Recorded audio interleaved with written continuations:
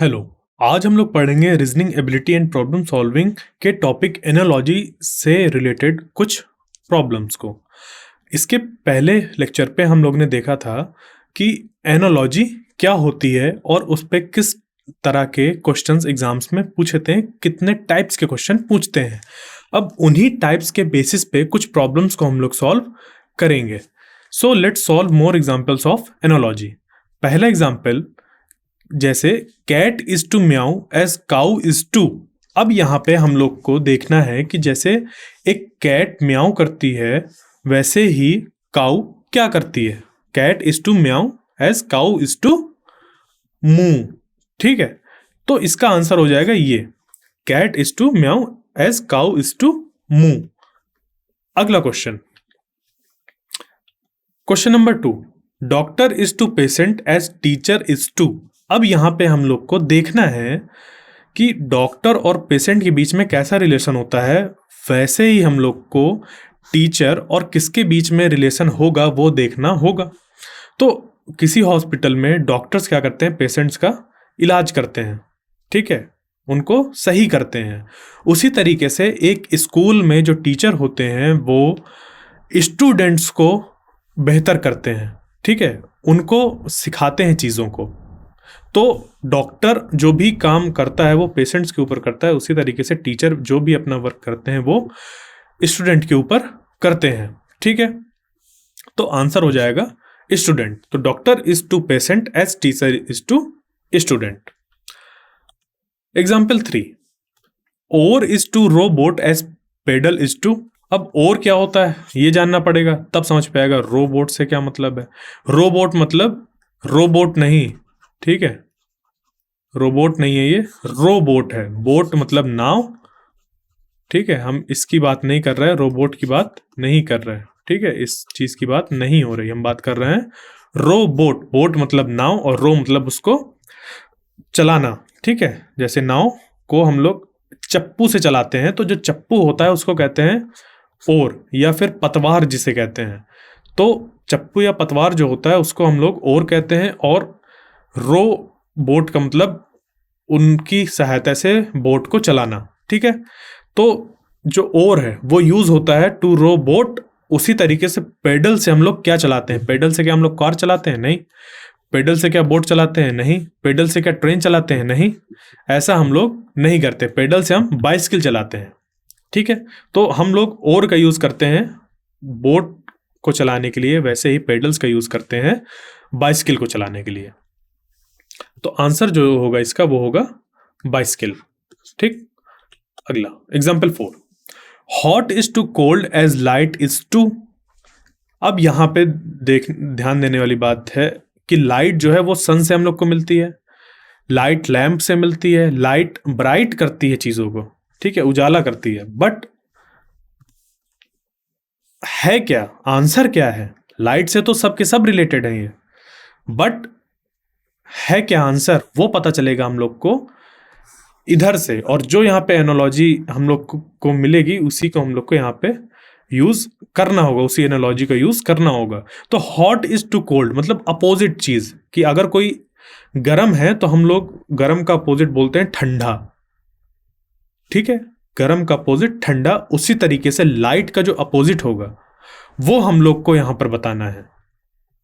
तो लाइट का अपोजिट होगा डार्क, ठीक है। तो ना तो सन होगा, ना तो लैम्प, ना तो ब्राइट। लाइट से ये सब एसोसिएटेड है, बट आंसर वो होगा जो इधर से निकल के आएगा, जो इधर से एनालॉजी हमें मिलेगी वो चीज हम लोग को यहाँ पे लगाना होता है, ठीक है। तो आंसर हो जाएगा डार्क। जैसे हॉट कोल्ड से रिलेटेड है वैसे ही लाइट डार्क से रिलेटेड है, मतलब हॉट कोल्ड का अपोजिट, उसी तरीके से लाइट डार्क का अपोजिट, ठीक है। ये चीज कोल्डनेस अगर हमें खत्म करनी है, ऐसे भी समझ सकते हैं, अगर कोल्डनेस खत्म करनी है तो हमें उसको गर्माहट देना होगा, गर्म करना पड़ेगा, ठीक है। उसी तरीके से अगर कहीं पे हमें डार्कनेस खत्म करनी है तो लाइट देना पड़ेगा। तो इस तरीके से चीजों को हम लोग समझते हैं एनालॉजी वाले प्रॉब्लम्स में। Example 5, fire is to burn as water is to. अब यहां पे भी बिल्कुल वैसा ही है। वाटर देखो हम लोग ड्रिंक भी करते हैं, वाटर में हम लोग स्विम भी करते हैं, वाटर बहता भी है और वाटर में लोग डूबते भी हैं। तो होगा क्या वो पता चलेगा इधर से। वाटर में तो ये सब चीज होती हैं। तो देखो, फायर खाना भी पकाती है, चीजों को गर्म भी करती है, जलाती भी है। तो यहाँ पे दिया है फायर बर्न्स, ठीक है, फायर इज टू बर्न, जला देता है, ठीक है। तो मान लो कहीं पे आग है, उसको टच कर लिए तो वो जला देगी उसको, उस जगह को नुकसान पहुंचाया उसने वहां पे। तो उसी तरीके से हम लोग यहाँ पे देखेंगे, वाटर ड्रिंकिंग के लिए तो यूज हो सकता है, बट ये नुकसान थोड़ी ना कर रहा है, तो ये नहीं रिलेशन होगा। क्योंकि वाटर फ्लो भी तो होता है बट कोई नुकसान नहीं करेगा, फ्लो हो रहा है, बह रहा है, नदी में पानी बह रहा है, कोई दिक्कत नहीं, ठीक है। लोग नदी में तैरते भी हैं तो कोई नुकसान थोड़ी ना हो रहा है, तैर रहा है आदमी, अच्छी बात है, एक्सरसाइज हो रही है। बट वाटर डुबो भी देता है, नुकसान यहां पे हो रहा है। तो fire is to burn as water is to drown, तो आंसर जो होगा उसका ये होगा, ड्राउन। तो इस तरीके से हम लोग को एक लॉजिक होना चाहिए हमारी बातों में, क्योंकि जब तक लॉजिक नहीं होगा तब तक इस तरीके के सवाल को लगाना पॉसिबल नहीं है। तो लॉजिक हमें ढूंढना होता है, फिर उसी लॉजिक को फिट करना होता है अगले वाले पार्ट में, इसके क्वेश्चन के अगले वाले पार्ट में, इस पार्ट में। क्लियर? आगे देखते हैं एग्जाम्पल 6। 16:4 एज 25:2। अब अगर हम लोग को स्क्वायर्स पता होंगे नंबर्स के, या किसी नंबर का स्क्वायर रूट पता होगा, तो ये क्वेश्चन लगाना आसान है। क्यों? क्योंकि 16 का स्क्वायर रूट होता है 4, उसी तरीके से 25 का स्क्वायर रूट होगा 5। ये हम लोग का आंसर निकल के आएगा। या फिर इसको ये भी कह सकते हैं कि 16 जो है वो 4 का स्क्वायर है। इसको ऐसे भी बोल सकते हैं कि जो 16 है वो 4 का स्क्वायर है, तो 25 किसका स्क्वायर होगा? 25 होगा 5 का स्क्वायर। क्लियर? इस तरीके से भी हम लगा सकते हैं। तो हमारे पास एक रीजन होना चाहिए, हम लोग के पास एक तर्क होना चाहिए, तभी हम इन क्वेश्चन को सॉल्व कर सकते हैं। बिना तर्क के एक क्वेश्चन सॉल्व नहीं किए जा सकते, ठीक है। आगे चलते हैं। Example 7, 12:144 as 13:2। तो यहां पे फिर से अगर हम लोग को स्क्वायर्स नहीं याद होंगे तो ये समझ पे ही नहीं आएगा कि 144 12 का स्क्वायर है। तो 12 का स्क्वायर जब करते हैं हम लोग तो मिलता है 144। इसी तरीके से जब 13 का स्क्वायर करेंगे तो मिल जाएगा 169। तो ये हो गया हम लोग का आंसर इस क्वेश्चन का। अगला क्वेश्चन एग्जाम्पल 8, 9:81 एज 4:2। 9 अगर 81 से रिलेटेड है तो 4 कैसे रिलेटेड होगा इस नंबर से, जो भी नंबर आएगा। या फिर इस तरीके से भी कह सकते हैं कि 81 तब मिल रहा है जब 9 का स्क्वायर कर रहे हैं। जब 9 का स्क्वायर कर रहे हैं हम लोग तो 81 मिल रहा है। उसी तरीके से जब 4 का स्क्वायर करेंगे तो यहां पे हम लोग को 16 मिल जाएगा। वही रिलेशन है यहां पर, तो 16 हो जाएगा आंसर। Example 9, 30:3 as 50:2। यहां पे क्या दिख रहा है कि जब हम 3 में 10 का मल्टीप्लाई कर रहे हैं तब मिल रहा है हम लोग को 30, या फिर 30 में जब 10 से डिवाइड कर रहे हैं तो मिल रहा है हम लोग को 3। दोनों से निकल सकता है ये कि इस नंबर पे जब हम लोग 10 का मल्टीप्लाई करेंगे तो मिलेगा 50, या फिर 50 में 10 से डिवाइड कर दो तो मिल जाएगा वो नंबर 5। ठीक है, ये चीज, तो आंसर हो जाएगा इसका 5। ये नंबर एनोलॉजी के क्वेश्चंस हैं ये, ठीक है।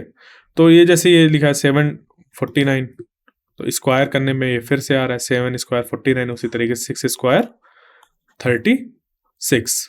क्लियर? आगे example 11, lily is to flower as oak is to. अब इस तरीके के चीजों को सॉल्व करने के लिए हमें पता होना चाहिए लिली क्या होता है, ओक क्या होता है। तो यहां पे तो जैसे समझ पे आ रहा है लिली इज टू फ्लावर, मतलब लिली एक फ्लावर है, ठीक है। ओक क्या होता है अगर वो नहीं पता तो यहां तो हम आंसर बता ही नहीं सकते। ओक क्या बार्क है किसी चीज की, मतलब छाल है, पेड़ की छाल होती है, या वो खुद एक पेड़ है। ओक क्या एक पत्ती है या फिर एक फल है? ओक है क्या?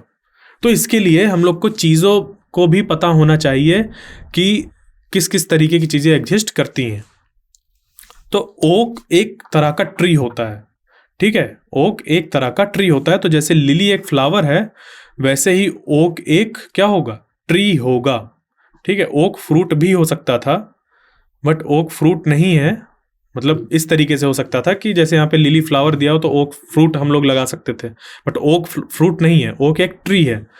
ठीक है, तो इस वजह से हम लोग को यहाँ पे ट्री लिखना पड़ेगा। ठीक है, ये आंसर हो जाएगा। Orange is to fruit as potato is to, तो अब हमें ऑरेंज पता होता है क्या होता है, वो है एक फल। उस तरीके से पोटैटो क्या है, एक वेजिटेबल। ठीक है, अब देखो पोटैटो में ये भी लिखा हुआ कि पोटैटो येलो है। ठीक है, येलो कलर की थोड़ा होता है, पेल कलर की। पोटैटो को छीला भी जा सकता है, पोटैटो स्वीट पोटैटो भी होती है। तो यहाँ पे हम लोग क्या चेंज कर रहे हैं, यहाँ पे क्या पैटर्न मिल रहा है हम लोग को, या कह लें एनोलॉजी क्या मिल रही है, उस एनोलॉजी के बेसिस पे हम लोग यहाँ पर चीज़ें फाइंड करते हैं। अगर यहाँ पे ऑरेंज इज, यहाँ पे जैसे लिखा होता ऑरेंज इज राउंड, तो यहाँ पे हमें पोटैटो का शेप देना होता, कुछ ओवल स्फेरॉइड कह सकते थे। ठीक है, शेप को पोटैटो का शेप स्फेरॉइड। अगर ये हम लोग का एक ऑरेंज एक स्फेयर है तो ये पोटैटो स्फेरॉइड हो सकता था। ठीक है, इसी तरीके से यहाँ पे ये भी हो सकता था कि यहाँ पे अगर कलर की बात की जाती कि ऑरेंज ऑरेंज कलर का है, orange is to orange colour, वैसे पोटैटो इज टू तो येलो कलर आ जाता। ठीक है, यहाँ पे इस तरीके के क्वेश्चन बनते हैं। तो हमें जो चीज़ दी है सामने उसको किस किस तरीके से सोच सकते हैं, किस तरीके के तर्क दे सकते हैं, वो मैटर करता है। तो जो हम लोग को डेवलप करना है वो क्वेश्चन देखकर ये डेवलप करना है कि इस किस तरीके से भी सोचा जा सकता है। हम लोग को ये नहीं करना कि सिर्फ यही क्वेश्चन आता है। ठीक है, आगे example 13, lake is to water as desert is to. अब देखो यहाँ पे ये इंटरेस्टिंग क्वेश्चन है, कैसे lake is to water as desert is to. अब जो डिजर्ट जो होता है ना, डिजर्ट, ये डिजर्ट में सैंड होती है, डिजर्ट ड्राई भी होता है और डिजर्ट में ड्यून्स भी होते हैं, बट यहाँ पे कौन फिट बैठेगा। और डिजर्ट में बहुत ज़्यादा गर्मी भी होती है, सनी भी बहुत ज़्यादा होता है, ये भी बोल सकते हैं कि सनी है, जैसे यहाँ पे सनी की बात हो जाती है। ठीक है, सनी डे होता है, तो ये भी कह सकते हैं। मतलब ये चारों चीज़ें डिजर्ट से रिलेटेड है, बट आंसर क्या होगा वो यहाँ से पता चलेगा। तो यहाँ पे तर्क लगाओ। देखो ड्यून्स क्या होता है पहले वो समझ लो। ड्यून्स कुछ ऐसा स्ट्रक्चर फॉर्म हो जाता है जो रेगिस्तान में, ऐसे बालू वगैरह आके इकट्ठी हो जाती है हवा चलने की वजह से, ऐसे कुछ जो चीज़ें छोटे छोटे बालू के ढेर फॉर्म हो जाते हैं, कुछ ऐसे कहें तो। ठीक है, ऐसे करके ऐसे ऐसे चीज़ें फॉर्म हो जाती है ना, फिर यहाँ पे लोग ऐसे इनके ऊपर चलते हुए कभी देखा होगा। तो ये जो पूरा रेगिस्तान वाला इलाका है, ठीक है, इस पूरे रेगिस्तान में इस तरीके से हवा के बहने की वजह से इस तरह छोटे छोटे चीज बालू का ढेर लग जाता है, तो उनको ड्यून्स कहते हैं। ठीक है, और सैंड की वजह से वो ड्यून्स बनते हैं, सैंड ही बहती है तो वो ड्यून्स फॉर्म हो जाते हैं। जो सैंड है यहाँ पे वो ड्राई होती है, बट आंसर क्या होगा, आंसर होगा इसका ये कि lake is to water. Lake जो होती है वो वाटर, लेक एक वाटर बॉडी है, मतलब वाटर की वजह से जहाँ पे वाटर भरा होता है एक बहुत बड़े एरिया में, जब वाटर भरा होता है तब उसको लेक कहते हैं। एक नेचुरल अकरिंग, एक ऐसी जगह जो जमीन के बीच में होती है, चारों तरफ जमीन होती है उस पर और जमीन के बीच में होती है, और उस पर पानी भरा होता है पूरा। ठीक है, इधर इधर लैंड, पूरा इधर लैंड होता है हर जगह, और इनमें यहाँ पे पानी भरा होता है, और ये पानी फ्रेश वाटर होता है। ठीक है, सॉल्ट वाटर नहीं होता, और एक बहुत बड़ी वाटर होती है, नेचुरल होती है ये, तो उसको लेक कहते हैं। तो यहाँ पे भरा क्या हुआ है, वाटर, कंटेंट क्या है यहाँ पे, वाटर है। उसी तरीके से डिजर्ट में क्या चीज होती है, बालू होती है, बालू भरी होती है, तो ये आंसर होगा। ठीक है, सैंड होती है। सैंड के बहने से, मतलब सैंड के उड़ने से, सैंड के पानी के साथ, जैसे कभी कभी बारिश हुई तो सैंड डिजर्ट में कम बारिश होती है बट कभी हो सकती है, तो उसकी बहाव की वजह से जो बालू जाके कहीं इकट्ठा होती है तो वो ड्यून्स का फॉर्मेशन करते हैं। उड़ने वाली हवा से, हवा के साथ उड़ने वाली बालू और बहने वाली बालू के वजह से ड्यून्स का फॉर्मेशन होता है, तो जो फॉर्म होता है वो ड्यून फॉर्म होते हैं। तो उसी तरीके से लेक्स में ये हम कह सकते हैं, जैसे वेव फॉर्म हो रही हैं या किसी कोई चीज़ इकट्ठा हो जा रही है लेक में, तो वो कह सकते हैं। उसके साथ जब हम लोग एनालॉजी देखेंगे तो ड्यून्स आंसर आ सकता है। बट लेक बनी किससे है? वो वाटर से बनी। उसी तरीके से डिजर्ट किससे बना है? सैंड से बना हुआ है। सैंड, जब भी हम डिजर्ट में हाथ रखेंगे तो हमें बालू मिलेगी, उसी जैसे हम लोग को लेक में पानी मिलता है। ये चीज तो इस तरीके से चीजों को सोचना होता है। क्लियर? आगे, pen is to paper as brush is to. अब देखो, ब्रश दिया हुआ है, पेन इज टू पेपर और ब्रश इज टू। ब्रश से देखो हम लोग क्या करते हैं, ब्रश से हम लोग पेंटिंग करते हैं, ब्रश से हम लोग पेपर पे भी कर सकते हैं, ब्रश से नोटबुक में कुछ कर सकते हैं, ब्रश से कैनवस में भी चीज़ें बनाते हैं। बट यहाँ पे पेन टू पेपर बोला है, और हम लोग ज़्यादातर जो वर्क करते हैं वो पेन का यूज़ करते हैं एक पेपर में चीज़ों को लिखने के लिए। ठीक है, पेपर में यूज़ करते हैं। पेन का जो ज़्यादातर यूज़ होता है वो पेपर में होता है। पेपर में पेन की हेल्प से हम लोग कुछ लिखते हैं। ठीक है, जैसे कि ब्रश का यूज़ हम लोग करते हैं पेंटिंग बनाने के लिए, बट कहाँ पर? कैनवस में। ठीक है, तो ब्रश सबसे रिलेटेड है, बट इस एनालॉजी के हिसाब से आंसर होगा हम लोग का कैनवस। कि ब्रश का यूज जैसे कि हम लोग पेन का यूज करते हैं पेपर में, वैसे ही ब्रश का यूज करते हैं कैनवस में पेंटिंग करने के लिए। पेन का यूज करते हैं हम लोग पेपर में राइटिंग के लिए। ठीक है, ये बहुत ध्यान देना होगा हम लोग को। अगला क्वेश्चन जो है, या अगला एग्जाम्पल हम लोग कह लें कि example 15, writer is to pen as artist is to. अब यहां पर जैसे एक राइटर है, लिखने वाला है, लिखने वाला किसका यूज करेगा? पेन का यूज करेगा लिखने के लिए। ठीक है, उसी तरीके से आर्टिस्ट, जैसे कि एक पेंटर है, पेंट करने वाला, तो उसको क्या चाहिए?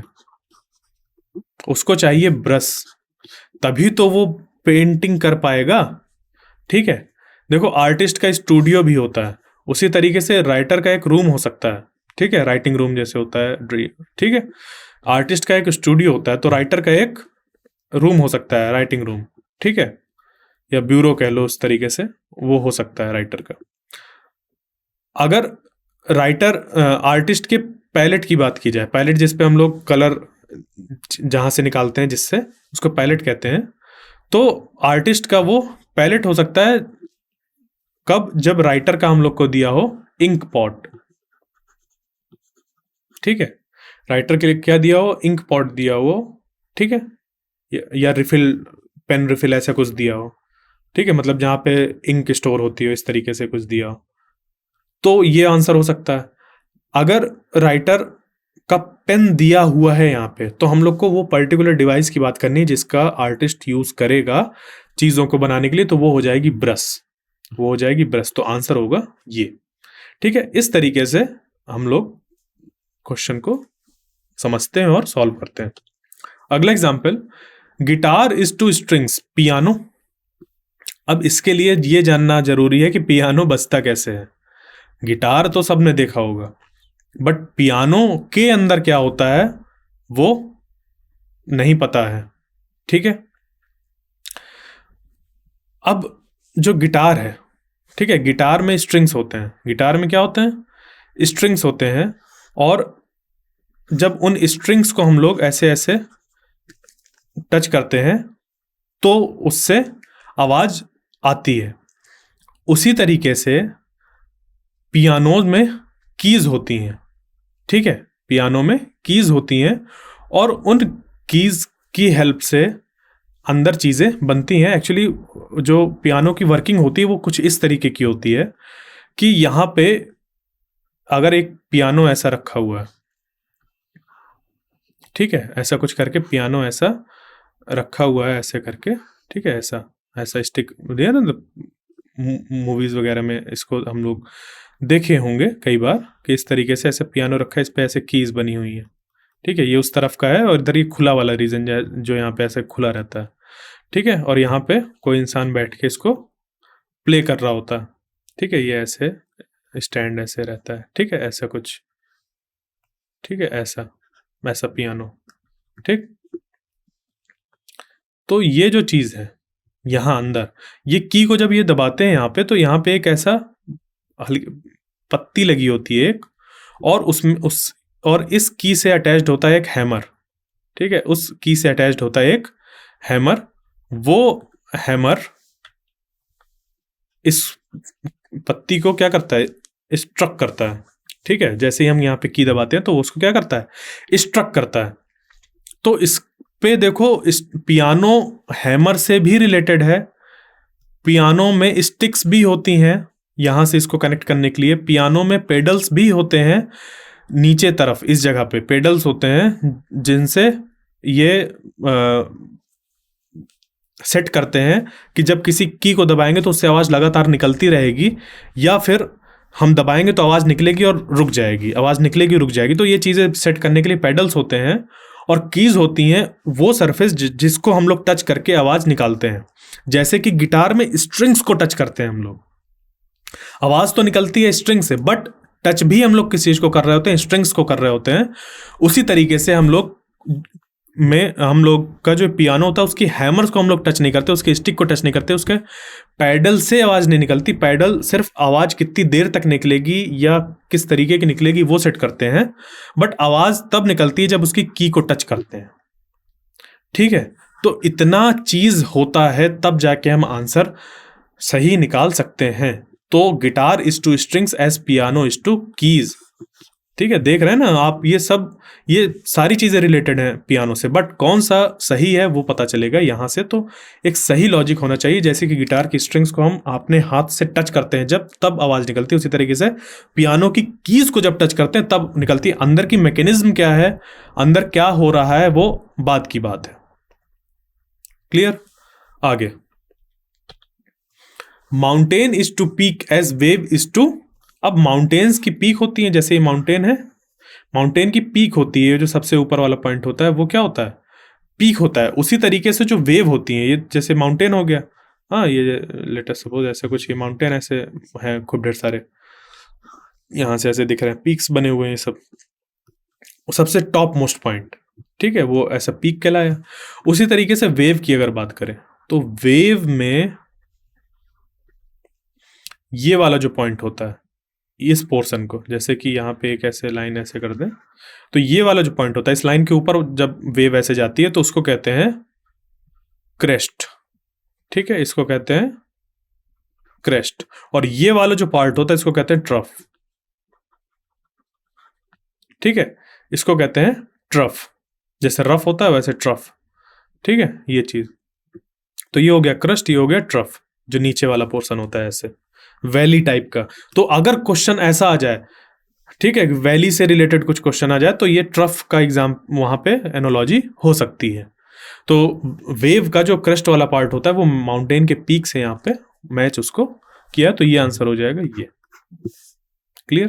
देखो, वेव ओशन में भी फॉर्म होती हैं, तो हम ये कर सकते थे कि वेव ओशन नहीं, हमें वेव की प्रॉपर्टी बतानी है आगे। वेव कहाँ बन रही है ये नहीं बता रहे, माउंटेन में पीक है तो वेव के अंदर क्या है, वेव के अंदर क्रस्ट है। वेव कहाँ पर है ये नहीं बताना, अंतर है दोनों चीज में। माउंटेन में पीक होती है, उसी तरीके से वेव में क्या होता है ये बताना होगा हमें। वेव कहाँ होंगी ये हमें नहीं बताना।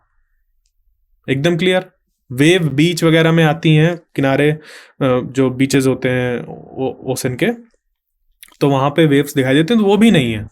तो आंसर ये नहीं होगा। ये चीज हम लोग को बहुत समझने पड़ेगा। ठीक है, तो ये हो जाएगा क्रस्ट। अगला example, author is to book as director is to.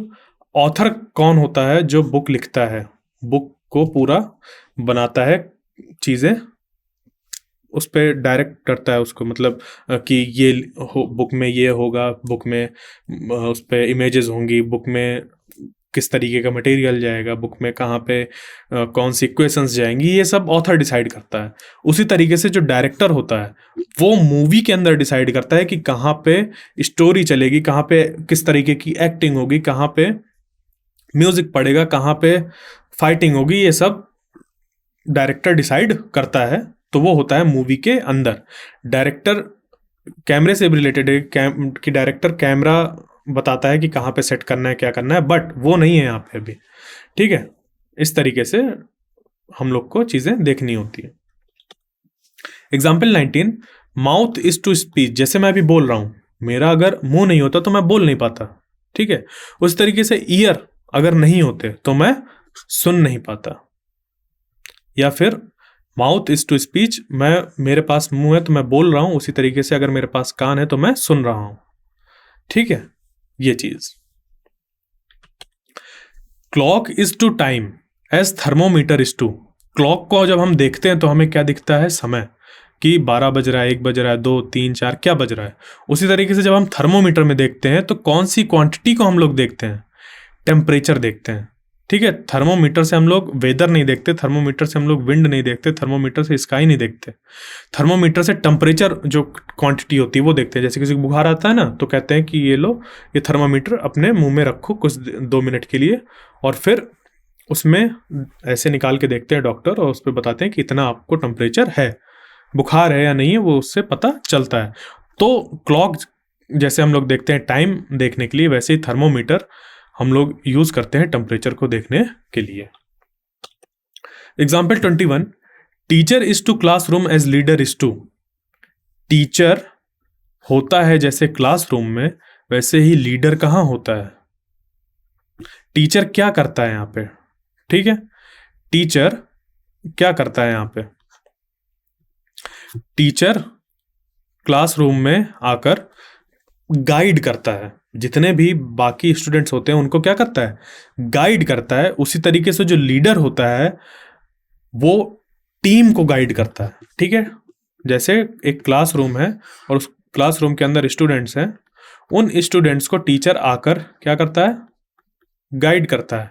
ठीक है, गाइड करता है। उसी तरीके से जो लीडर होता है, वो लीडर जो भी उसका ग्रुप होता है, ठीक है, जो भी उसका ग्रुप होता है उसको गाइड करता है कि कैसे वर्क करना है।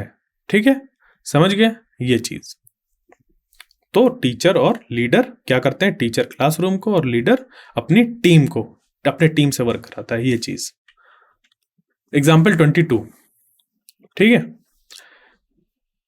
12 इज टू 44, तो 5 इज टू 12 का स्क्वायर कितना 144, वैसे ही 5 का स्क्वायर 25, तो ये आंसर हो गया। आगे अगला example 23, 3 is to triangle as 4 is to, जैसे 3 और ट्राइंगल के बीच में रिलेशन है, मतलब जो ट्राइंगल है उसमें 3 साइड्स होती हैं, या ये कह लें कि 3 एंगल्स होते हैं।